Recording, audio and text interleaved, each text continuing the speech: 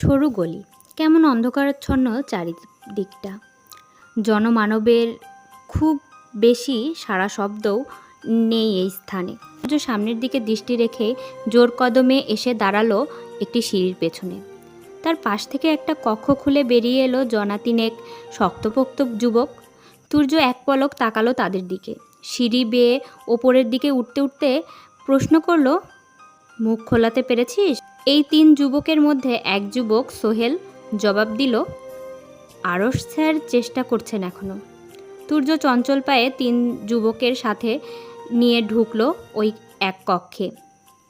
জানালাবিহীন তৈরি কক্ষটা এই মুহূর্তে আলোকিত করে রেখেছে কৃত্রিম হলুদাভ একটি বাতি। আরও সেই কক্ষেই দুই মানবকে মেঝেতে ফেলে মোটা লাঠি দিয়ে মারছে বেধড়ক। প্রতিটি আঘাতের কণ্ঠে ব্যথাতুর ধ্বনি তুলছে তারা। তাদের মারতে মারতে ঘামিয়ে শ্যামবর্ণ দেহের সাথে লেপ্টে গেছে শরীরের জড়ানো শার্টটা। কপাল বেয়ে চুয়ে চুয়ে পড়ছে ঘাম বিন্দু। তবুও থামছে না আরশ। সূর্য গিয়ে দাঁড়ালো তার পাশে। এই দুই মানবের দিকে দৃষ্টি নিবদ্ধ রেখেই প্রশ্ন করল, কিছু বের করতে পেরেছিস? আরশ লাঠি চালনা বন্ধ করলো। সূর্যের দিকে তাকিয়ে জবাব দিল, একটু আগেই উত্তম মাধ্যম শুরু করেছি স্যার। তাহলে থামলি কেন? আবার শুরু কর। আরও সময় নিল না, আবারও শুরু করলো লাঠি চালনা। সাথে সাথে কক্ষটা মুখর হয়ে উঠল দুই মানবের আর্তনাদে। শরীরে প্রত্যেকটি লাঠির আঘাত পড়ার সাথে সাথে তীব্র বেগে চেঁচিয়ে উঠছে তারা। তাদের মধ্যে একজন একটু মধ্যবয়স্ক ভারী দেহের এবং অন্যজন হ্যাংলা পাতলা যুবক।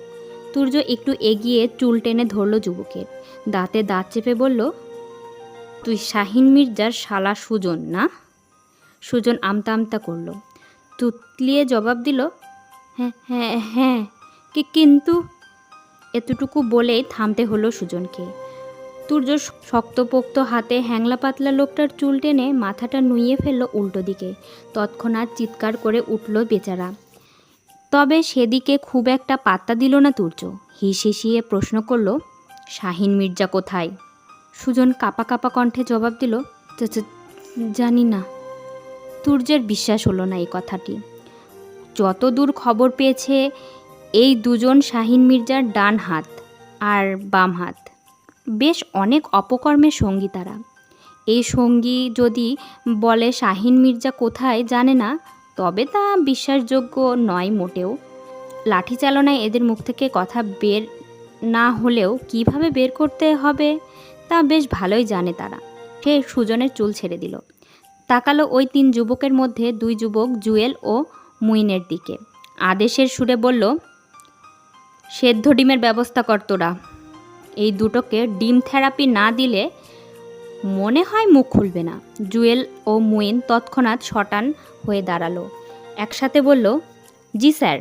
কিঞ্চিত সময় অতিবাহিত হতেই ছেলে দুটো কোথা থেকে গোটা দশেক সেদ্ধ ডিম নিয়ে এসে হাজির হলো। তাও আবার মুরগির ডিম নয়, বড় বড় সাদা বর্ণের হাঁসের ডিম। যেন আগে থেকেই তারা সব প্রস্তুতি রেখেছিল। সূর্য সেদিকে তাকালো একবার, অতপর কণ্ঠে কাঠিন্য এঁটে বলল, শাহিন মির্জার শালার পশ্চাৎ দেশের কাপড় সরিয়ে ফাঁকা কর আগে। ওকেই আগে ডিম থেরাপি দেব, তারপর অন্যটাকে। ডিমগুলো কিঞ্চিত গরম। সূর্য দেখে দেখে একটু ঠান্ডা একটা ডিম হাতে তুলে নিল। ভীত হলো সুজন। এই ডিম কি সত্যি সত্যি তার পশ্চাৎ দেশে? এইটুকু ভাবতে আটকে উঠল বেচারা। এর মধ্যে আরশও তার প্যান্টের দিকে হাত বাড়ালো। চিৎকার করে উঠল সুজন। ভয়ার্ত কণ্ঠে বলল, বলছি বলছি। সূর্য বাঁকা হাসল। ডিমটা হাতে নিয়ে ঘোরাতে ঘোরাতে বলল, এই তো এতক্ষণে পথে এসেছিস। এবার তাহলে বলে ফেল শাহিন মির্জা কোথায়? সুজন ঢোক গিলল। কম্পিত কণ্ঠে জবাব দিল, উনি দেশেই আছেন, তবে ঠিক কোথায় আছেন তা বলতে পারবো না। আপনারা তাকে ধরার তোড়জোড় চালাচ্ছেন, এই খবর কানে পৌঁছাতেই তিনি গা ঢাকা দিয়েছেন। সূর্য সিদ্ধ ডিমের খোসা ছাড়িয়ে নিল। ডিমের ওপর কামড় বসাতে বসাতে বলল, সে না হয় জানিস না, কিন্তু এইটুকু তো জানিস ওনার এই গার্মেন্টস কারখানার আড়ালে আর কি কি ব্যবসা লুকায়িত আছে? ওসব আমি জানি না তেমন। সুজন থামল। পাশে স্বাস্থ্যবান মধ্যবয়স্ক লোকটার দিকে ইশারা করে বলল, এসব উনি মানে নজরুল ভাই ভালো জানেন। গার্মেন্টস কারখানার আড়ালে ব্যবসাগুলোতে উনি সর্বক্ষণ দুলাভাইকে সঙ্গ দেন। তুর্য সুজনের দিক থেকে নজর ঘুরিয়ে তাকালো নজরুল নামক লোকটার দিকে। কপাল কুঁচকে বলল, তোকে কি আলাদাভাবে ডিম থেরাপির কথা বলতে হবে নাকি তার আগেই মুখ খুলবি? নজরুল তবুও মুখ খুলল না, কম্পিত কণ্ঠে বলল, ও মিথ্যা বলছে, আমি কিছুই জানি না, ও সব জানে।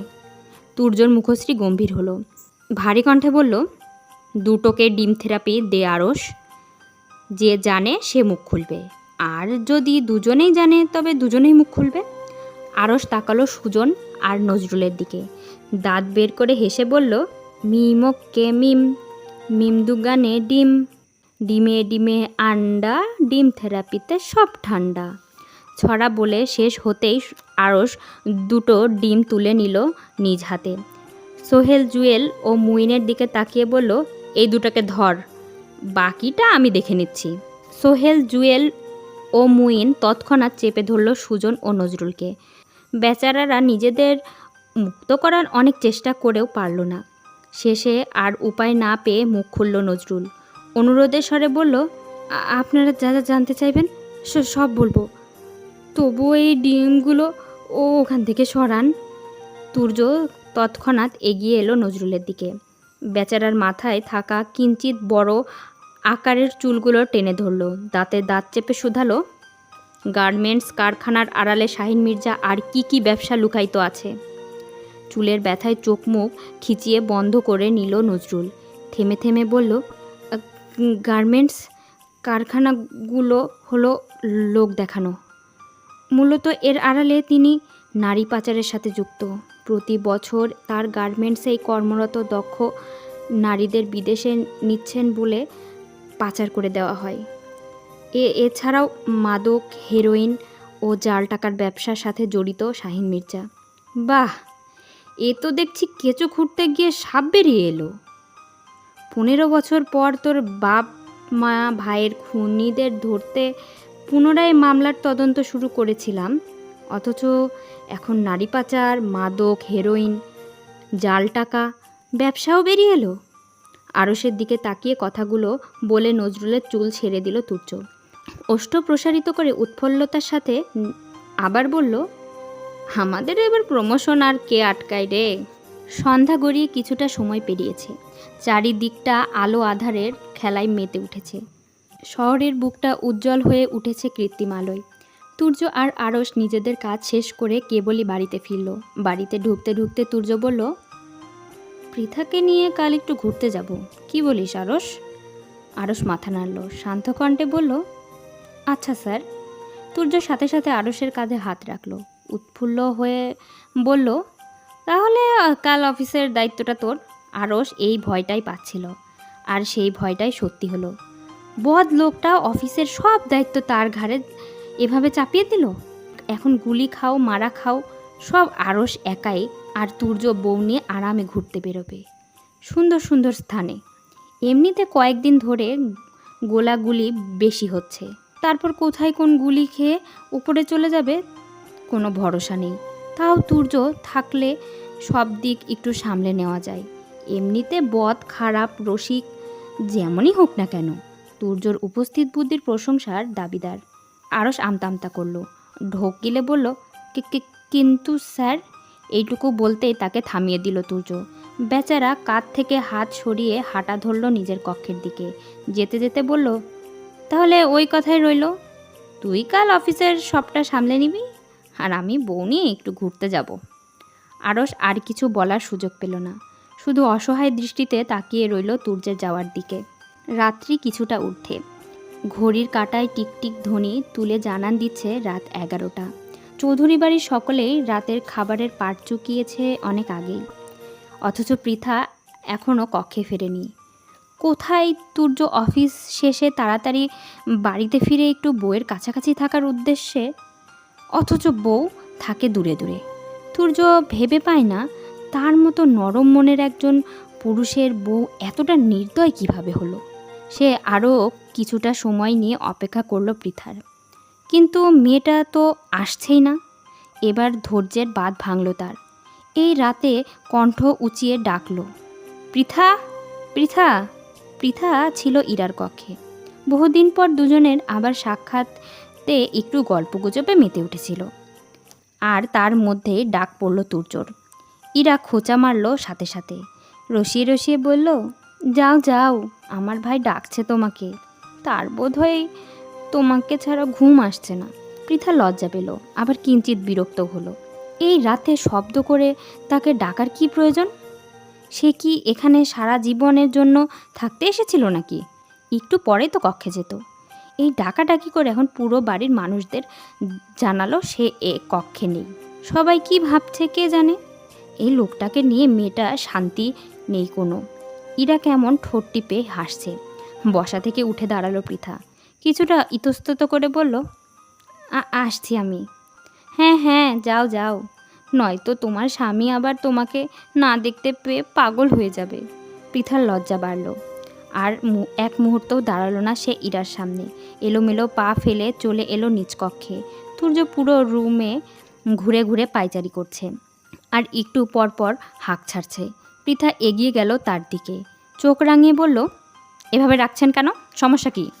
প্রিয়সীর কণ্ঠস্বর শ্রবণে তার দিকে তাকালো তুর্য। অসহায় কণ্ঠে বলল, আমার বউ আমাকে ভালোবাসে না। আপাতত এই সমস্যাটা ছাড়া আর কোনো সমস্যা আমার নেই। পৃথার দৃষ্টি নরম হলো। চিৎকার করে বলতে ইচ্ছে হলো, কে বলেছে ভালোবাসি না? আমিও আপনাকে অনেক ভালোবাসি, তবু অতীতে করা আপনার কর্মগুলো আমাকে সে ভালোবাসা স্বীকার করতে দিচ্ছে না। নিজের ইচ্ছা অনুযায়ী কথাটা আর প্রকাশ করা হলো না পৃথার। কিঞ্চিত সময় নিয়ে সে তাকিয়ে রইল স্বামীর দিকে, অতঃপর আস্তে ধীরে গিয়ে শুয়ে পড়ল বিছানায়। তুর্যও গেল তার পিছু পিছু। ওষ্ঠ নাড়িয়ে গান ধরল, বয়স আমার বেশি না, ওরে ও টুকটুকির মা, চুল গয়টা পাইকা গেছে বাতাসে। বয়স আমার বেশি না, ওরে ও টুকটুকির মা, চুল কয়টা পাইকা গেছে বাতাসে। পৃথা নাক মুখ কুচকালো তুর্যের গান শুনে। এ আবার কোন ধরনের গান? যেমন গানের ছিরি তেমন গলা, কণ্ঠ নয় যেন ফাটা বাঁশ। মেয়েটা দিশেহারা হয়ে উঠে বসলো বিছানায়, দু হাতে কান চেপে বলল, বন্ধ করুন আপনার এই বিচ্ছিরি গান। দয়া করে ঢাকার রাস্তায় ঘুরে বেড়ানো কুকুরগুলোকে আপনার গান দিয়ে নিহত করবেন না। এই শহরের রাস্তায় আবর্জনাগুলো খেয়ে পরিষ্কার করার জন্য হলেও ওদের প্রয়োজন আছে। তুর্যের গান থেমে গেল। ভীষণ অপমানিত বোধ করলো বেচারা। তার গান কি এতটাই খারাপ যে পৃথা এত বড় একটা কথা বলল? এর আগে তো সে আরসের সামনে কতবার গান গাইছে। কই, আরস তো কখনো এমন কিছু বলেনি, উল্টো বাহবা দিয়েছে। তুর্যর মুখশ্রী থমথমে আকার ধারণ করলো। আহত কণ্ঠে বলল, তুমি আমাকে এত বড় অপমান করতে পারলে বউ? আমার গানের আঘাতে কিনা রাস্তার কুকুর নিহত হবে? কান থেকে হাত সরালো মেয়েটা, তুর্যর দিকে তাকিয়ে বলল, শুধু কুকুর নিহত হবে না, সাথে বিড়াল, গরু, ছাগল, হাঁস, মুরগি সব নিহত হবে। তুর্য নাক মুখ কুচকালো, থমথমে কণ্ঠে বলল, ছি ছি বউ, ছি। নিজের স্বামীকে এভাবে অপমান করতে তোমার একটুও বুক কাঁপলো না? না, কাঁপেনি, আর কাঁপবেও না। এখন চুপ থেকে আমাকে ঘুমোতে দিন তো। পৃথা অন্যদিকে মুখ ঘুরিয়ে আবার শুয়ে পড়ল। তবে চুপ রইল না তুর্য। সে নিজের ডান হাত উঁচিয়ে তর্জনী আঙ্গুল দিয়ে খোঁচা মারল মেয়েটার পিঠে। নরম কণ্ঠে ডাকল, বউ, ও বউ। পৃথা তৎক্ষণাৎ পিছু ফিরল, বিরক্ত নিয়ে বলল, কি হয়েছে? তুর্য একটু সময় নিল, কণ্ঠ স্বাভাবিক রেখে বলল, তোমার বয়স 20 আর আমার 26, তো কি হয়েছে? তুর্য আর চোখে একবার তাকালো পৃথার দিকে, চোখ মুখে লাজুকতা ফুটিয়ে তুলে বলল, তোমার মনে হয় না আমাদের এখন 2-1টা বাচ্চা কাচ্চার প্রয়োজন? না মানে গতকাল রাতে ঘুমের মধ্যে স্বপ্নে দেখলাম আমার বাচ্চারা আমার বাচ্চা কাচ্চারা পৃথিবীতে আসার জন্য গড়াগড়ি খেয়ে কাঁদছে আর বলছে, বাবা তুমি ভীষণ পাষাণ, আমাদের এখনও পৃথিবীতে আনার কোনো ব্যবস্থা করছো না। এখন তুমি বলো, আমি বাবা হয়ে নিজের বাচ্চাদের এত আকুতি ভরা কথা কিভাবে ফেলি? তাই বললাম কি, আর রাগ করে থেকো না বউ, এবার একটু কাছাকাছি আসো, আর কষ্ট দিও না আমার বাচ্চাদের, কষ্ট যে আমি বাবা হয়ে সহ্য করতে পারছি না আর। শেষ কথাগুলো একটু কাঁদো কাঁদো স্বরেই বলল তুর্য। পৃথা তাজ্জব বনে গেল, চোখ বড় বড় করে তাকালো তার নাটকবাজ স্বামীর দিকে। একটা মানুষ এত কিভাবে অভিনয় করতে পারে? আচ্ছা, একে প্রশাসনের দায়িত্বশীল পেশায় নিযুক্ত করেছে কে? একে তো অভিনেতা বানানো উচিত ছিল। অভিনেতা হলে নির্ঘাত এর বিশ্বজোড়া নাম থাকতো। পৃথার ভাবনার মধ্যে তুর্য আবারও মুখ খুলল। মেয়েটার গা ঘেঁষে বলল, চুপ করে আছো কেন বউ? কাছে আসো, আমার বাচ্চারা যে পৃথিবীতে আসার জন্য কাঁদছে। কান গরম হলো পৃথার, লজ্জা অস্বস্তি বোধে হাঁসফাঁস করে উঠল মেয়েতরটা। কিছুটা চেঁচিয়ে বলে উঠল, আপনার বাচ্চা কাচ্চাদের ক্যাথায় আগুন। এবার চুপ করুন নির্লজ্জ ব্রিটিশ পুরুষ। তুর্য ঠোঁট উল্টে দিল, নিরীহ কণ্ঠে বলল, তোমাকে কষ্ট করে আমার বাচ্চাদের কাঁথায় আগুন দিতে হবে না বউ। ওসব কাঁথা টাথা আজকাল ব্যবহার করে না কেউ। আমি তোমাকে বাচ্চাদের জন্য ভরপুর ডাইপার কিনে এনে দেব। বাচ্চারা নষ্ট করবে আর তুমি ছুঁড়ে ছুঁড়ে বাইরে ফেলবে। তুর্য হাত দিয়ে ছুঁড়ে ফেলে দেওয়ার ভঙ্গিমা করে দেখালো। মাথা ঘুরে উঠল পৃথার। এ কোন পুরুষের সাথে বাবা তাকে বিয়ে দিল? মানুষের ভেতরে একটা দুটা বদগুণ থাকতে পারে, কিন্তু এর ভেতরে তো সব বদগুণে ভরপুর। মেয়েটার ভেতরটা চিৎকার করে উঠল।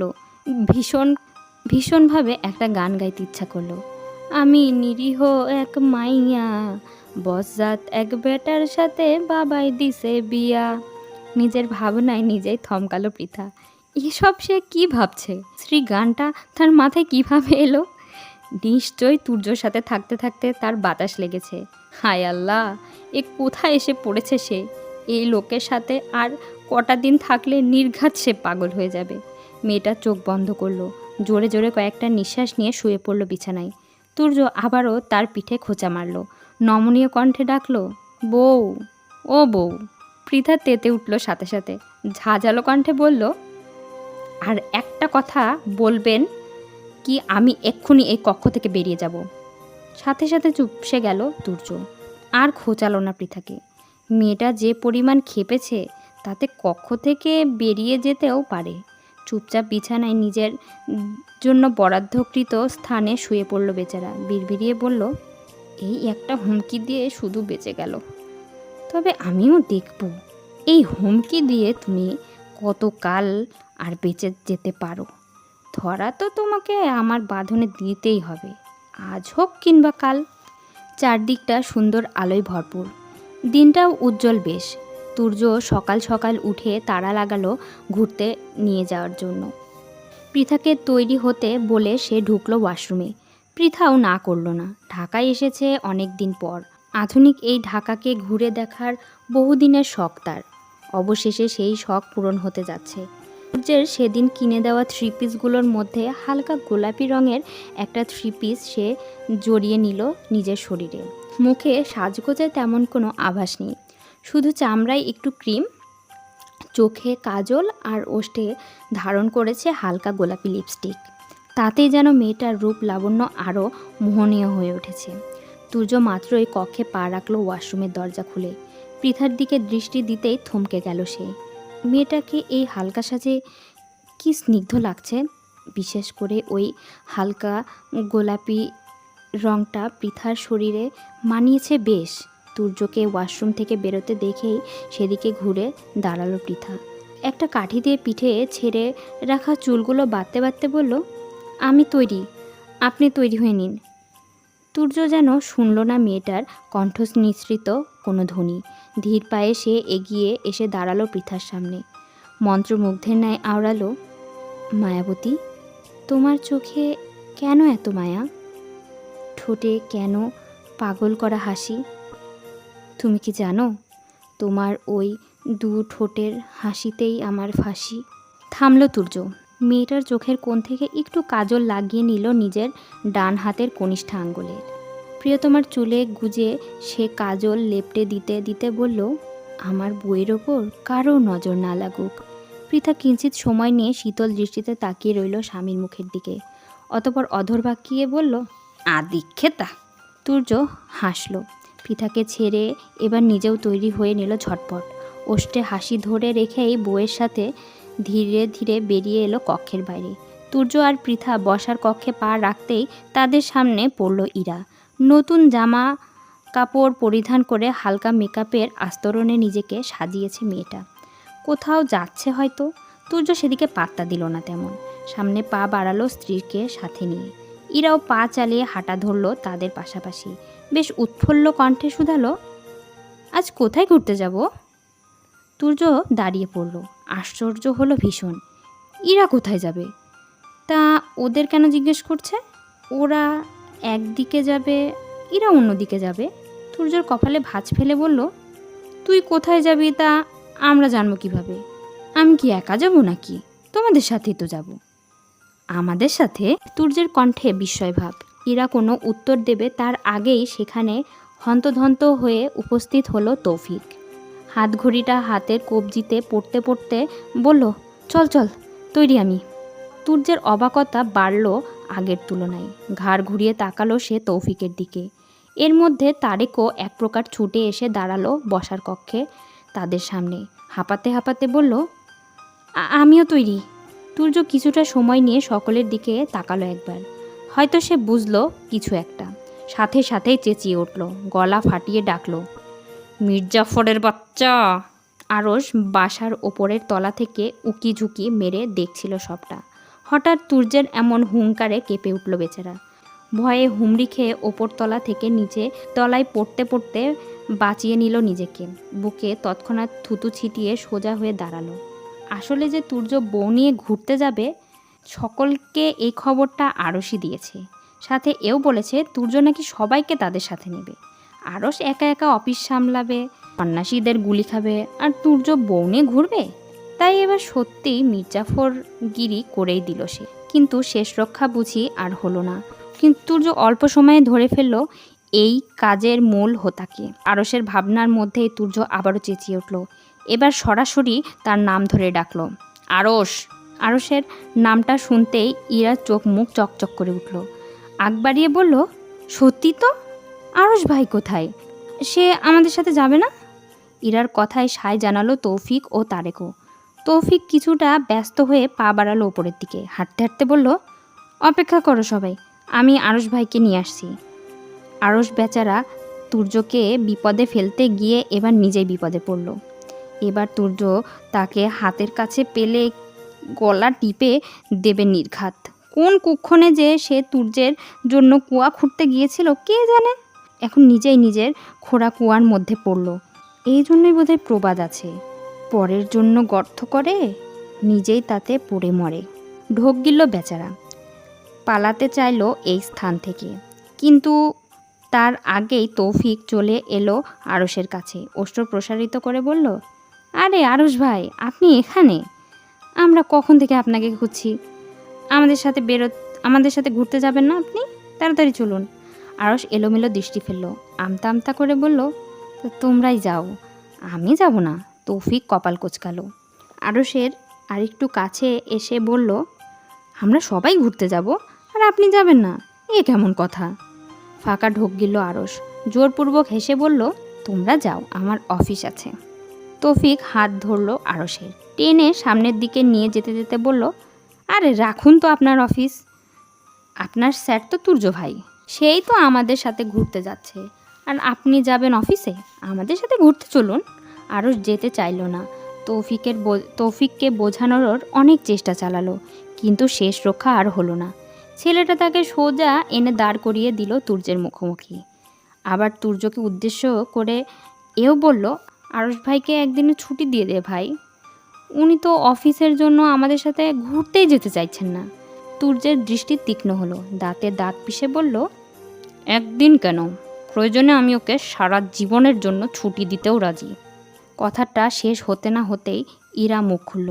উৎফুল্ল ভঙ্গিতে বলল, তাহলে তো হয়ে গেল, চলো আজ আমরা সবাই মিলে ঘুরতে যাব। ওষ্ঠ প্রসারিত করলো তুর্য, এগিয়ে এসে চেপে ধরল আরসের কাঁধ। চোখে তীক্ষ্ণতা অথচ ওষ্ঠে হাসি ফুটিয়ে বলল, হ্যাঁ সব চল, তোদের ঘুরিয়ে নিয়ে আসি আজ। আর সময় ব্যয় করলো না কেউ, সবাই মিলে হৈ হৈ করে বেরিয়ে পড়ল ঘোরার উদ্দেশ্যে। কিছুটা সময় অতিবাহিত হতে সবাইকে নিয়ে তুর্য একটা রেস্টুরেন্টে পৌঁছালো। একটা টেবিল দখল করে বসলো সবাই। টেবিলের ওপরে মেনু কার্ড রাখা ছিল।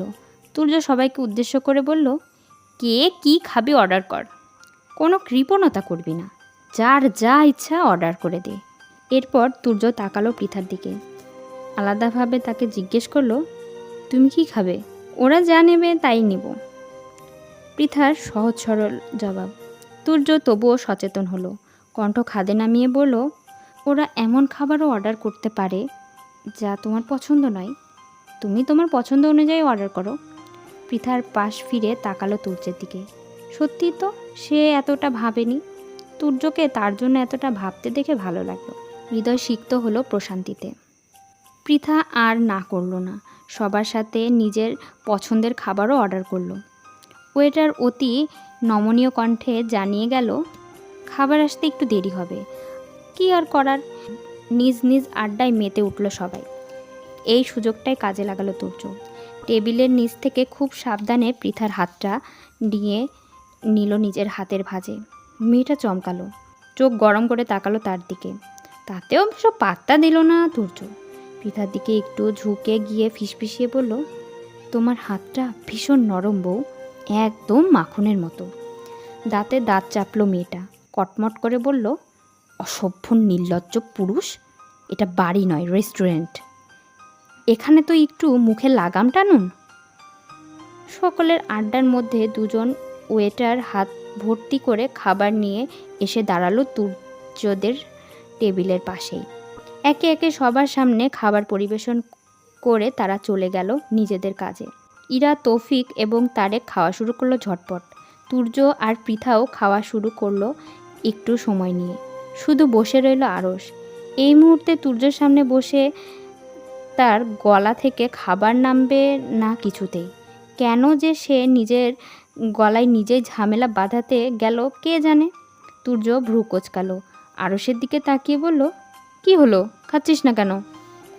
আরস আশেপাশে নজর ঘোরালো একবার, খাবারের থালার চামচটা হাতে তুলে নিয়ে বলল, খাচ্ছি তো। আর কেউ তেমন কোনো কথা বলল না। খাওয়ায় মনোযোগী হলো সবাই। তবে খাওয়ার মধ্যে ইরা ও তৌফিক বেশ লক্ষ্য করলো তারেক পাশের টেবিলের একটা মেয়ের দিকে তাকাচ্ছে বারবার। মেয়েটাও আর চোখে দেখে যাচ্ছে তারেককে। দুজন আবার ইশারায় কি যেন বলছেও। ইরা আর তৌফিকের হৃদয়ে সন্দেহ জন্মালো। ইরা চোখ ছোট ছোট করে তারেককে প্রশ্ন করলো, মেয়েটা কে ভাই? তারেক অপ্রস্তুত হলো কিঞ্চিত, ঢোক গিলে জবাব দিল, কেউ না। তৌফিকের দৃষ্টি তীক্ষ্ণ হলো, বাঁকা হেসে বলল, মেয়েটা কিন্তু বেশ, আমার ভীষণ পছন্দ হয়েছে, ভাবছি এবার এর সাথে প্রেম ঘটিয়ে ফেলবো। তারেকের মুখশ্রী চুপসে গেল, চোখ মুখে ফুটে উঠল অসহায় ভাব। তৌফিক মজা পেল ছোট ভাইয়ের মুখভঙ্গি দেখে।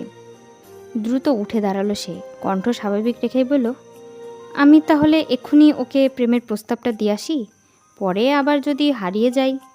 চেঁচিয়ে উঠল তারেক, ব্যস্ত হয়ে বলল, ওটা আমার প্রেমিকা লাগে মেজো ভাইয়া, ছোট ভাইয়ের প্রেমিকার দিকে নজর দিচ্ছিস, লজ্জা লাগে না তোর? তারেকের কথাগুলো যেন তৎক্ষণাৎ বিস্ফোরণ ঘটালো সকলের মধ্যে। এ কি শুনল তারা, তারেকের প্রেমিকা? এর মানে তারেকও প্রেম করে? অথচ তৌফিক বড় ভাই হয়ে এখনও নিঃসঙ্গ। বেচারা ধপ করে বসে পড়ল নিজের স্থানে, চকিত কণ্ঠে বলল, ছোট ভাইয়েরও প্রেমিকা আছে, অথচ আমি এখনো একা। এইটুকু বলেই একটু থামল তৌফিক, আহাজারি করে আবার বলল, আমার কোনো লাভ লস নাই, আমার জীবনটাই লস। ছোট ভাইয়ের এই বয়সে প্রেমিকা আছে জানতে পেরে প্রথমে তুর্য একটু থম মেরে গিয়েছিল, তবে আবার চোখ ছোট ছোট করে তাকালো তারেকের দিকে, থমথমে কণ্ঠে বলল, এই বয়সে প্রেমিকাও পালিস, লজ্জা করে না তোর হতচ্ছাড়া। তারেক তুর্যের কথা গায়ে মাখল না মোটেও, বরং দম্ভের সাথে বলল, ভালোবাসার কোনো বয়স হয় না ভাইয়া, ছোট বড় সবার ভালোবাসায় সমান অধিকার। তুর্য কটমট করল, দাঁতে দাঁত পিষে বলল, সামনের না তোর এসএসসি পরীক্ষা, দাঁড়া, তোর পরীক্ষায় আমি এই ভালোবাসার অধিকার দেখব। এটা একটা বিষয়ে যদি খারাপ ফল আসে না, তবে চড়িয়ে তোকে আমি তোর প্রেমিকার বাড়ি পাঠিয়ে দিব বেয়াদব। চুপসে গেল তারেক। পরীক্ষার প্রস্তুতি তার মোটেও ভালো না। ক্লাসে গিয়ে এই প্রেম করতে করতেই তো বইয়ের দিকে মনোযোগই দিতে পারে না আর। তাছাড়া যে মাথায় সারাদিন প্রেমিকা ঘোরে, সেই মাথায় পোড়া ঢুকবে কিভাবে? তারেক আর কিচ্ছু বলল না।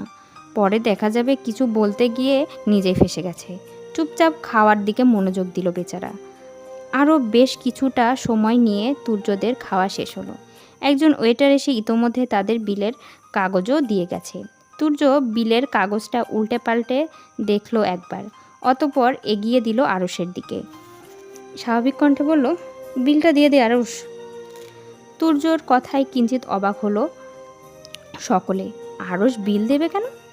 এটা তো তাদের তুর্য ঘুরতে নিয়ে এসেছে, আরুষ তো আসতেও চায়নি, তাহলে বিল কেন দেবে? পৃথা কপালে ভাঁজ ফেলে তুর্যকে শুধালো, আরুষ ভাই কেন বিল দেবে? তুর্য ওষ্ঠ প্রসারিত করে বাঁকা হাসলো। আরুষের দিকে তাকিয়ে বলল, ও নিজেই দিতে চেয়েছে।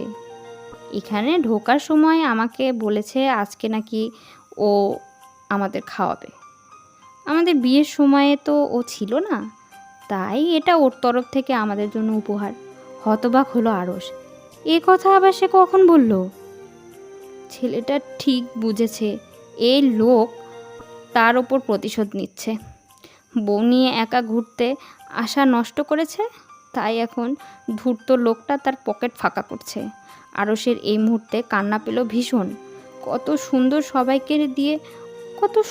সবাইকে দিয়ে অর্ডারের পর অর্ডার করালো, আর এখন বিল তার? না দিয়েও তো উপায় নেই, লজ্জায় পড়ে হলেও তো বিলটা তাকেই দিতে হবে। গভীর রাত, কোলাহলপূর্ণ শহরটা নিস্তেজ হয়ে পড়েছে এই মুহূর্তে। বাড়ির সবাই বোধহয় ঘুমিয়ে পড়েছে। কৃত্রিম উজ্জ্বল আলো জ্বলছে না কোনো ঘরে। তুর্য আর পৃথা পাশাপাশি শুয়ে রয়েছে এক বিছানায়। পৃথা ইতোমধ্যে ঘুমিয়ে পড়লেও তুর্য জেগে রয়েছে। বাইরে হালকা শীতল বাতাস বইছে। একটু আগে বৃষ্টি হওয়ার দরুন এই শীতলতা, নয়তো গ্রীষ্মে এমন শীতল হাওয়া আসবে কোত্থেকে? তবে বাইরের প্রকৃতির সাথে তাল মিলিয়ে তুর্যের হৃদয়ও আজ শীতল হতে পারছে না। এভাবে ভালোবাসার নারীর সাথে পাশাপাশি শুয়ে ছুঁতে পারছে না তাকে। এর থেকে যন্ত্রণাদায়ক আর কি হতে পারে? ইদানিং পৃথাকে ভীষণ আপন করে নিতে ইচ্ছা করে তার, কিন্তু মেয়েটা তো তাকে পাত্তাই দেয় না। একটু ছুঁতে গেলেই ছ্যাদ করে ওঠে। কবে যে এই মেয়ের তাকে শাস্তি দেওয়া শেষ হবে? একটু কাছে আসবে, সুন্দর একটা সংসার শুরু করবে, কে জানে। তপ্ত নিঃশ্বাস ফেলল বেচারা। পৃথার ঘুমের সুযোগ নিয়ে একটু এগিয়ে গেল তার দিকে। হাত বাড়িয়ে মেয়েটাকে নিজের সাথে জড়িয়ে নিয়ে চুমু খেলো ললাটের ঠিক মধ্যখানে। অতপর গলায় নাক ডুবিয়ে জোরে জোরে নিঃশ্বাস নিল কয়েকটা। অসহায় কণ্ঠে বলল, আর কত ধৈর্যের পরীক্ষা নেবে বউ? কবে আমায় একটু ভালোবাসবে? ঠিক তখনই চোখ খুলল পৃথা। ধাক্কা মেরে নিজের থেকে দূরে সরিয়ে দিল তুর্যকে। দাঁতের দাঁত পিষে বলল, অসভ্য লোক, আপনি আবার আমার ঘুমের সুযোগ নিয়ে আমার কাছে এসেছেন? তুর্য হতবাক হয়ে পড়ল। মেয়েটা না এইমাত্র গভীর ঘুমে ছিল, এর মধ্যেই ঘুম ভেঙে গেল? সজাগ থাকতে তো বউয়ের কাছে ঘেঁষতে যায় না, এখন ঘুমের মধ্যেও? তুর্য নাক মুখ কোঁচকাল, বিড়বিড়িয়ে বলল, পৃথিবীর সবার সাথেই তো আমার শত্রুতা ছিল, এখন ঘুমের সাথেও? এমনিতে বউয়ের ঘুম ভাঙে না, অথচ আমি কাছে গেলে ঘুম ভেঙে যায়। তুর্যের ভাবনার মধ্যেই পৃথা ঝাঁঝালো কণ্ঠস্বর ভেসে এলো আবারও, নির্লজ্জ লোক একটা! আর একবার ঘুমের সুযোগ নিয়ে আমার কাছে আসার চেষ্টা করলে আমি কিন্তু এই কক্ষে থাকবো না। তুর্য মেকি হাসলো, আমতা আমতা করে বলল, ঘুমের ঘরে চলে এসেছিলাম, নিজে ইচ্ছা করে আসিনি। পৃথা তীক্ষ্ণ দৃষ্টি নিক্ষেপ করলো তার দিকে। তুর্য আর কোনো কথা বাড়ালো না, উল্টো দিকে মুখ ঘুরে শুয়ে পড়ল। কপাল কুঁচকে আবার বিড়বিড়িয়ে বলল, মুরগির বাচ্চা, মুরগির বাচ্চার মতো শান্ত নরম হবে তা নয়, সাপের মতন ফোঁস করে সর্বক্ষণ। বিকেলের সময় সূর্যটা তার তেজ কমিয়ে ঢলে পড়েছে আকাশের এক কোণে। চৌধুরী বাড়ির বাগানে ফাঁকা স্থানে আজ ক্রিকেট খেলার আসর জমেছে। তৌফিক, তারেক এবং পাড়ার কিছু তরুণ ছেলেপেলে ক্রিকেট খেলছে। তাদের পাশের ঘাসের ওপর বসে খেলা দেখছে পৃথা আর ইরা। মাঝে মাঝে তারা আবার হাততালিও দিয়ে উৎসাহ দিচ্ছে সবাইকে। এই সময় তুর্য আর আরশ কোনো বিষয় নিয়ে আলোচনা করতে করতে ঢুকলো বাড়ির প্রবেশদ্বার থেকে। তৎক্ষণাৎ তাদের চোখ পড়ল পৃথা আর ইরার দিকে। তুর্যর দৃষ্টি তীক্ষ্ণ হলো। তার বউ অন্য ছেলেদের খেলা দেখে খুশি হয়ে হাততালি দিচ্ছে। কেন দিচ্ছে? হৃদয়ে হিংসা জেগে উঠল তুর্যর। পা চালিয়ে এগিয়ে দাঁড়ালো খেলার স্থানে। তৌফিকের হাত থেকে ব্যাটটা টেনে নিয়ে আদেশের সুরে বলল, আরশ বল কর। আরশেরও কেন জানি হিংসা হলো। ইরা কেন অন্য ছেলেদের খেলা দেখে হাততালি দেবে? জ্বলে উঠল তার কলিজাটা। আরশও বল হাতে নিল। ইরার দিকে একবার তীক্ষ্ণ দৃষ্টি নিক্ষেপ করে দৌড়ে এসে বল ছুঁড়ে মারল তুর্যের দিকে। তুর্য ব্যাট নিয়ে প্রস্তুত ছিল। লাগিয়ে দিল ব্যাটে বল। সাথে সাথে চেঁচিয়ে উঠল তারেক। কণ্ঠে ধ্বনি তুলে বলল, no ball, no ball. No ball হলে হবে কি? ব্যাটে বল লেগে তো গেছে। বলটা সোজা উড়ে গিয়ে পড়ল আরশের গুপ্তাঙ্গ বরাবর। চমকে উঠল সে। ব্যথায় মাথাটা যেন ভো ভো করে উঠল। ঘুরে উঠল পৃথিবী। দু হাতে সে দ্রুত চেপে ধরল স্থানটা। ধপ করে শুয়ে পড়ল নিচের ঘাসের ওপর। বিড়বিড়িয়ে বলল, স্যার, আপনার নো বলে আমার ভবিষ্যৎ ঝুঁকিতে। আরশের দিকে তৎক্ষণাৎ ছুটে এলো সকলে। কোথায় ব্যথা পেয়েছে, কি হয়েছে বলে হইচই শুরু করলো সবাই। তবে এত প্রশ্নের সামনেও নিরুত্তর আরশ। বেচারা বলতেও পারছে না, সহ্যও করতে পারছে না। এমন এক স্থানে ব্যথা পেয়েছে বলার মতো নয়। তাছাড়া এখানে পৃথা আর ইরাও আছে। এদের সামনে এ সম্পর্কে কিছু বলা এবং এভাবে মাটিতে শুয়ে থাকাটাও লজ্জার ব্যাপার। কোনো মতে ব্যথা চেপে উঠে দাঁড়ালো আরশ। জোরপূর্বক হেসে বলল, কোথাও ব্যথা পাইনি, কোথাও না। এলোমেলো দৃষ্টি ফেলল সে। এরপর আবার বলল, আমি একটু ভেতরে যাচ্ছি, কাজ আছে। কথাটুকু শেষ করতে যতক্ষণ আর কি। তারপরই এলোমেলো পা ফেলে সে ছুট লাগালো বাড়ির ভেতরের দিকে। আর এক দণ্ডও দাঁড়ালো না ওই স্থানে। আরশ চলে যেতেই তুর্য হাত ধরল পৃথার। নিজের সাথে টেনে নিয়ে যেতে যেতে বলল, চলো ঘরে চলো। পৃথা যেতে চাইল না। তুর্য হাত থেকে নিজের হাত ছাড়াতে ব্যস্ত হয়ে বলল, ওদের খেলা দেখছিলাম তো, আর অল্পই বাকি আছে, থাকুক, আর দেখতে হবে না। কিন্তু তুর্য থেমে গেল। ঘাড় ঘুরিয়ে তাকালো পৃথার দিকে। কপাল কুঁচকে বলল, পরপুরুষের খেলা দেখতে চাইছো? লজ্জা করে না তোমার? তোমার খেলা দেখার ইচ্ছা হলে আমাকে বলবে, আমি খেলা দেখাবো। এইটুকু বলে থামল তুর্য। এরপর চোখ বড় বড় করে বলল, আমি কিন্তু শুধু ক্রিকেট খেলার কথা বলেছি, অন্য কিছু বলি না। পৃথা বিরক্ত হলো, মেজাজ বিগড়ালো তার। সে কখন বলল তুর্য অন্য কিছু বলেছে? সব সময় এ লোকের আজে বাজে কথা। মেয়েটা নিজের হাত ছাড়িয়ে নিল তুর্যের বাঁধন থেকে। অতপর হনহন করে হেঁটে গেল কক্ষে। তুর্যও সময় ব্যয় করল না। স্ত্রীর পিছু পিছু সেও ঢুকে পড়ল কক্ষের ভেতর। পৃথা চোখ মুখ কুঁচকে গিয়ে বসল বিছানায়। তুর্য আর জ্বালালো না তাকে। পৃথার দিকে এক পলক তাকিয়ে এগিয়ে গেল ড্রেসিং টেবিলের ওপর। আয়নায় নিজের প্রতিবিম্ব দেখে শার্টের বোতাম খুলতে শুরু করলো একে একে। হঠাৎ তার নজর পড়ল ড্রেসিং টেবিলের উপর সামনে রাখা একটা লিপস্টিকের ওপর। বোতাম খোলা বন্ধ করে সে লিপস্টিক হাতে তুলে নিল। কৌতূহল নিয়ে লিপস্টিকের ঢাকনা খুলতে ভ্রু যুগল কুঁচকে গেল তার। ঘাড় ঘুরিয়ে পৃথার দিকে তাকালো। এটা কি? লিপস্টিক? তা তো আমিও জানি, কিন্তু এটার রং এমন ফ্যাকাশে কেন? এটা দিয়ে আমাকে চুমু খেলে তো আমার গালে দাগ পড়বে না? এরপর চোখ মুখে বিষণ্ণ ভাব ফুটিয়ে তুলল তুর্য। মলিন কণ্ঠে বলল, আমার কত শখ ছিল আমার বউ ঠোঁটে গাঢ় লাল লিপস্টিক লাগিয়ে আমাকে চুমু দিয়ে আমার গাল মুখ লাল করে দেবে। অথচ আমার বউ কিনা কিনে রেখেছে এসব ছাইপাশ ফ্যাকাশে লিপস্টিক। হায় পোড়া কপাল আমার। পৃথার বিরক্ত ভাব বাড়ল। বিছানা ছেড়ে সে উঠে এসে দাঁড়ালো তুর্যের মুখোমুখি। তার হাত থেকে লিপস্টিকটা ছিনিয়ে নিয়ে বলল, আপনার আজে বাজে কথা রাখুন তো, এটা ফ্যাকাশে রং নয়, এটাকে বলে নুড লিপস্টিক। তো যেন মাত্রই আকাশ থেকে পড়ল ধরণীর বুকে। চোখ মুখে বিস্ময় ফুটিয়ে নিয়ে বলল, কি বললে, ল্যাংটা লিপস্টিক? ছি ছি বউ, শেষ পর্যন্ত তুমি কিনা এসব ল্যাংটা লিপস্টিক দেওয়া শুরু করছো? পৃথা অবাক হলো, কপাল কুঁচকে শুধালো, মানে আপনি ঠিক কি বলতে চাইছেন? নুড মানে কি, নগ্ন বা ল্যাংটা তো? তাহলে নুড লিপস্টিক মানে কি দাঁড়ালো? ল্যাংটা লিপস্টিক? তুর্য নাক মুখ কুচকালো, হাই হুতাশ করে বলল, ছি ছি ছি, কি কলিযুগ এলো রে, পৃথিবীটা একদম অশ্লীলতায় ভরে গেছে। শেষ পর্যন্ত মানুষ লিপস্টিককেও কিনা ল্যাংটা করে ছাড়লো। এইভাবে লিপস্টিকের মান ইজ্জত খেয়ে দিল। দাঁতে দাঁত পিষল পৃথা। এই মানুষটা ঠিক কী ধাতু দিয়ে গড়া সে বুঝে উঠতে পারছে না। তবে এইটুকু বুঝলো, এই মানুষটার সামনে আর কিছুক্ষণ থাকলে নির্ঘাত সে পাগল হয়ে যাবে। পৃথা আর দাঁড়ালো না তুর্যের সামনে, বা কোনো রকম বাক্য ব্যয় না করে হাতের লিপস্টিক নিয়ে বেরিয়ে গেল কক্ষ থেকে। তুর্য পিছু ডাকলো তার, গলা উঁচিয়ে বলল, কোথায় যাচ্ছ তুমি? আমার কথা তো শেষ হয়নি এখনো। এই অশ্লীল দুনিয়ায় আমি একমাত্র শালীন ভদ্র সভ্য এবং লাজুক মানুষ, তা তো বলা হয়নি।